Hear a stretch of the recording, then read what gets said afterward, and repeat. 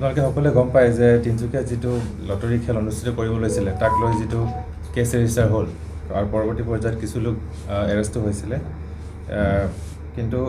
এতিয়া কিছু লোক পলাতক আছিলে সেই পলাতক লোকৰ ভিতৰত আমি আজি পুৱতি নিশা ৰাতিপুৱা সময়ত আমি 4জন ব্যক্তিক আটক কৰিবলৈ সক্ষম হৈছোঁ তাৰ ভিতৰত মূল অভিযুক্ত কেইজনো আছে তেওঁলোক হৈছে হৃদয় কুৰ্মী গুণদীপ চেতিয়া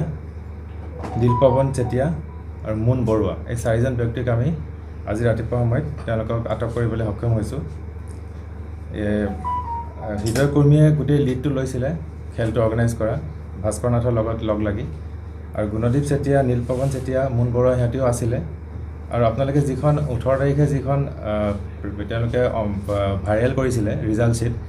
ছিটত আপোনালোকে চালে দেখিব তাতে ছিগনেচাৰো আছে গুণদীপ চেতিয়া আৰু নীলপৱন চেতিয়াই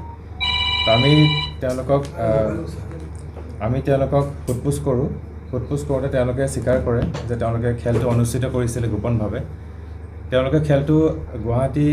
ৰেডিসন ব্লু হোটেলৰ ওচৰত কাষত এটা বিল্ডিং তেওঁলোকে তাতে ভাস্কৰ নাথে সেইটো ঠিক কৰিছিলে তাতে তেওঁলোকে খেলটো অনুষ্ঠিত কৰিছিলে খেলটো ৰাতি 18 তাৰিখৰ ৰাতি প্ৰায় 1:30 মান বজাত তেওঁলোকে এটা কোঠাত অনুষ্ঠিত কৰিছিলে তাতে কেইবাজন ব্যক্তি উপস্থিত আছিলে তাৰ ভিতৰত আজি যিকেইজনক আমি এৰেষ্ট কৰিছোঁ তেওঁলোকৰ সেই ব্যক্তিকেইজনো সেইটো সময়ত তাত উপস্থিত আছিলে লগত ভাস্কৰ নাথো উপস্থিত আছিলে ভাস্কৰ নাথৰ লগত আৰু কেইজনমান ব্যক্তিও তাত উপস্থিত আছিলে তেওঁলোকে তাতে চকৰি নিচিনা এটা বনাই দিছিলে তো প্ৰত্যেককে চকৰিটো এবাৰ ঘূৰাই যিটো নম্বৰ আহে সেই নম্বৰটো তেওঁলোকে তাতে নোট ডাউন কৰি লয় সেই তেনেকৈ সিহঁতি নম্বৰবিলাক ফাৰ্ষ্ট ছেকেণ্ড থাৰ্ড প্ৰাইজ গোটেই প্ৰাইজখিনি তেওঁলোকে তেনেকৈ নিৰ্ধাৰণ কৰিছিলে এই কথাটো আমাক তেওঁলোকে জানিবলৈ দিছে আৰু আজি তেওঁলোকক 4জন ব্যক্তিক আমি তেওঁলোকে শ্বিলঙৰ পৰা আহি থকা অৱস্থাত আমি তেওঁলোকক তিনচুকীয়াত আমি তেওঁলোকক আটক কৰোঁ তেওঁলোকে শ্বিলঙৰ পৰা গাড়ী এখন লৈ আহি আছিলে 4জন ব্যক্তি তেওঁলোকক আমি আটক কৰোঁ আৰু তেওঁলোকক সোধপোছ কৰোঁতে আমি আৰু 2খন স্কুটি আৰু এখন বাইক যিকেইখন তেওঁলোকে প্ৰাইজ হিচাপে ব্যৱহাৰ কৰিব লৈছিলে সেইকেইজন আমি 2খন স্কুটি আৰু এখন বাইকো আমি ইতিমধ্যে পাবলৈ সক্ষম হৈছোঁ এই এখন স্কুটি আৰু এখন বাইক মুন বৰুৱা বোলা যিজন আমি আজি আটক কৰিছোঁ তেওঁ আমাক দেখুৱাই দিয়ে ক'ত লুকাই থৈছিলে আৰু যিখন এখন স্কুটি আমি যিজন হৃদয় কুৰ্মী ঘৰৰ পৰা আমি উদ্ধাৰ কৰিবলৈ সক্ষম হৈছোঁ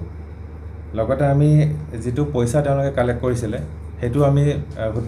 সোধপোছ কৰোঁতে তেওঁলোকৰ একাউণ্টবিলাক চেক কৰা হৈছে একাউণ্টত আমি গম পাইছোঁ যে ইতিমধ্যে আপোনালোকে আগতেও কৈছোঁ কমিটি একাউণ্টত 2 লাখ টকা এটা আছে সেইটো আমি ফ্ৰিজ কৰিছোঁ আৰু হৃদয় কুৰ্মী ৱাইফৰ একাউণ্টটো চেক কৰা হৈছিলে তাতে 50,000 এটা আছে সেইটো কুৰ্মীয়ে কনফেছ কৰিছে যে সিয়ে ভৰাই দিছিলে সেইটো আমি ফ্ৰিজ কৰিছোঁ লগতে গুণদীপ চেতিয়াৰ একাউণ্ট যিটো আছে গুণদীপ চেতিয়াৰ একাউণ্ট 2টা একাউণ্ট আছে তাতে এটা 2.5 লাখ টকা আৰু এটা 2 লাখ টকা আছে আৰু সি কনফেছো কৰিছে যে এই পইচাটো এইটো লটাৰী টিকেট বেচাৰ পইচা হয় গতিকে এই 3টা একাউণ্ট আমি ইতিমধ্যে ফ্ৰিজ কৰিছোঁ আৰু ইয়াৰ তদন্ত অব্যাহত আছে ইয়াতে যিজন মূল অভিযুক্ত আছিলে ভাস্কৰ নাথ তাৰ লগত আৰু কেইজনমান মূল ব্যক্তি আছে তেওঁলোকৰ সন্ধান আমি কৰি আছোঁ তেওঁলোককো আমি অতি শীঘ্ৰে কৰায়ত্ব কৰিব পাৰিম বুলি সক্ষম হৈছোঁ কিমান টকা আমাৰ আগতে 85,000 আমি কেছ পাইছিলোঁ তাৰপিছত কমিটিৰ একাউণ্টত 2 লাখ টকা আছে কুৰ্মী তেখেতৰ ৱাইফৰ একাউণ্টত 50,000 আছে গুণদীপ যেতিয়া 2টা একাউণ্ট আছে 2টাত প্ৰায় 4.5 লাখ আছে এইখিনি টকা ইতিমধ্যে আমি পাইছোঁ আৰু আগতে আমি হেৰি পাইছিলোঁ এখন এল্টো এখন পাইছিলোঁ তাৰপিছতে এখন টাটা পাঞ্চ পাইছিলোঁ এখন কুইট পাইছিলোঁ ৰিনল কুইট পাইছিলোঁ আৰু এতিয়া আমি মটৰচাইকেল এখন আৰু স্কুটি 2খন আৰু পাবলৈ সক্ষম হৈছোঁ এতিয়া যিখন গাড়ী আছিলে সেইখন আমি সন্ধান কৰি আছোঁ থাৰ এখন আছিলে হেৰিয়াৰ এখন আছিলে এইখিনি আমি সন্ধান কৰি আছোঁ থাৰখন আমি জনামতে ভাস্কৰ নাথৰ লগত আছে সেইটো আমি সন্ধান কৰি আছোঁ সেইটো আমি শীঘ্ৰে পাবলৈ সক্ষম ইতিমধ্যে আমি যিখিনি টকা ফ্ৰিজ কৰিছোঁ সেইখিনি আমি গোটেইখিনি সম্পূৰ্ণ হোৱা নাই আমি তথ্য পোৱা মতে আজি যিকেইজন ব্যক্তিক এৰেষ্ট কৰিছোঁ তেওঁলোকেও কনফেছন কৰিছে যে বহু সংখ্যক টকা এতিয়া ভাস্কৰ নাথৰ লগত আছে ভাস্কৰ নাথে মূল যিখিনি কালেকশ্যন হৈছিলে ভাস্কৰ নাথে লৈ গৈছে বুলি তেওঁলোকে আমাক কৈছে গতিকে সেইখিনি টকা পোৱাৰ পিছতে আমি এছেছমেণ্ট এটা কৰিব পাৰিম যে টোটেল আমি কিমান টকা পালোঁ কিমান টকা ৰাইজে ইনভেষ্ট কৰিছিলে সেইখিনি আমি সেই পৰ্যায়ক্ৰমে আমি ঘূৰোৱাৰ ব্যৱস্থাটো কৰিম এইকেইজন সংবাদবৃত্তিৰ ক্ষেত্ৰত জড়িত ব্যক্তি এইকেইজন নহয় যিকেইজন আৰু আমি তদন্ত আওতাত দুজন ব্যক্তি আহিছে গতিকে সেই দুজন ব্যক্তিৰ বিষয়ে আমি এতিয়া তদন্ত কৰি আছোঁ কিন্তু আমি পৰৱৰ্তী পৰ্যায়ত যদি আমি কংক্ৰিট কিবা এভিডেঞ্চ পাওঁ তেওঁলোককো আমি এৰেষ্ট কৰা হ'ব দুজন সংবাদকৰ্মী হয় নামকেইটা এতিয়া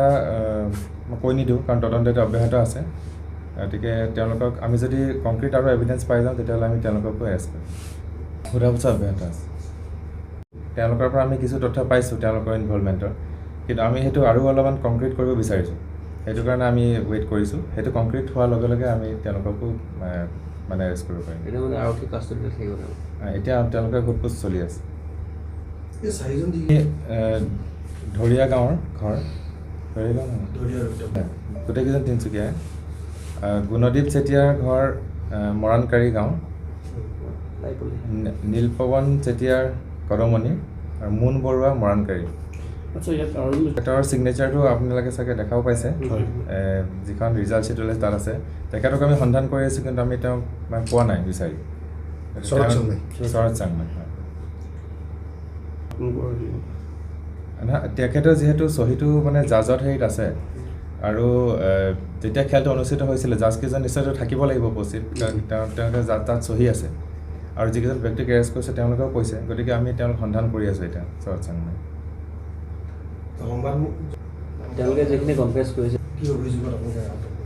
তেওঁলোকে এজনেতো বহু সংখ্যক টিকেট মানে বুকছ চেল কৰিছিলে আৰু তাৰ চেল কৰা পইচাটো ক'ত গ'ল কি কথা সেইখিনি তদন্ত কৰি আছোঁ আমি আৰু এজনে অলপ টকা মানে এই যিটো লবি আছে লবিৰ পৰা টকা অলপ লোৱা বুলি আমি মানে গম পাইছোঁ খবৰ পাইছোঁ সেইটো তদন্ত চলি আছে টকাটো তেওঁলোকে লৈ পেলাই কি কৰিলে বা কাক মেনেজ কৰিবলৈ লৈছিলে সেই বস্তুটো আমি তদন্ত কৰি কিমানমান টকা ছাৰ এজনেতো 1 লাখ টকা বুলি আমি শুনা পাইছোঁ মানে মেনেজ কৰাৰ নামত বা কিবা হয় তেনেকুৱা আমি তদন্তত আহিছে তাৰমানে আৰু এজনৰ এমাউণ্ট এটা আহিছে সেইটো এতিয়া ভেৰিফাই কৰি আছোঁ সেইটো অলপ বেছি এমাউণ্ট এইটো প্ৰায় 2.5 to 3 লাখ এনেকুৱা ধৰণৰ এটা এমাউণ্ট আহিছে তেওঁলোকক মাতা হৈছিলে তেওঁলোকক সোধপোছ কৰা হৈছে আৰু তেওঁলোকে ষ্টেটমেণ্টটো ৰেকৰ্ড কৰা হৈছে আৰু তেওঁলোকক কোৱা হৈছে যে তেওঁলোকে মানে ইন গুড ফেইথ তেওঁলোকে গম পোৱা নাছিলে কাৰণ তেওঁলোকে ইয়াৰ লোকেল মানুহ নহয় তেওঁলোকক জাষ্ট মানে এপ্ৰ'চ কৰাৰ কাৰণে তেওঁলোকে কৰিছিলে তেওঁলোকে আগতেও পাইছে তেনেকৈ কৰে কিন্তু এইবাৰ তেওঁলোকে গম পোৱা নাছিলে বুলি আমাক ষ্টেটমেণ্টত কৈছে গতিকে আমি তেওঁলোকক তদন্ত আওতাত ৰাখিছোঁ এতিয়ালৈকে আমি এৰি দিয়া নাই কিন্তু তেওঁলোকৰ ষ্টেটমেণ্ট ৰেকৰ্ড কৰা হৈছে আৰু তেওঁলোকক কোৱা হৈছে যে আপোনালোকে যিটো ভিডিঅ' আপলোড কৰিছিলে সেইটো ডিলিট কৰক আৰু ৰাইজক আপোনালোকে নিজৰ যিটো আপোনাৰ ভুল হ'ল বা যিটো আপুনি অজ্ঞাতে যিখিনি কৰিলে ৰাইজক সেইটো আহ্বান জনাওক যে তেনেকৈ ধৰণৰ কোনো লটাৰীত যাতে ইনভেষ্ট নকৰে কাৰণ এইটো পাৰ্মিশ্যন নোহোৱাকৈ কোনো লটাৰী অৰ্গেনাইজ কৰিব নোৱাৰে এই কথা তেওঁলোকে ইতিমধ্যে এগ্ৰী কৰিছে টিকেট বিক্ৰী কৰাৰ ক্ষেত্ৰত মানে তেনেকুৱা FIR এতিয়ালৈকে ইউটিউবৰ ওপৰত কোনো দিয়া নাই তেনেকুৱা যদি FIR কোনোবাই দিয়ে কোনোবা যদি ভুক্তভোগী গ্ৰাহকে যদি তেনেকৈ দিয়ে তেতিয়াহ'লে আমি সেইটো তদন্ত কৰিম কেছ আহিছে তিনিচুকীয়া থানাত আৰু এটা কেছ ৰেজিষ্টাৰ হৈছে এইটো লটাৰী ৰিলেটেডে কেছ এটা ৰেজিষ্টাৰ হৈছে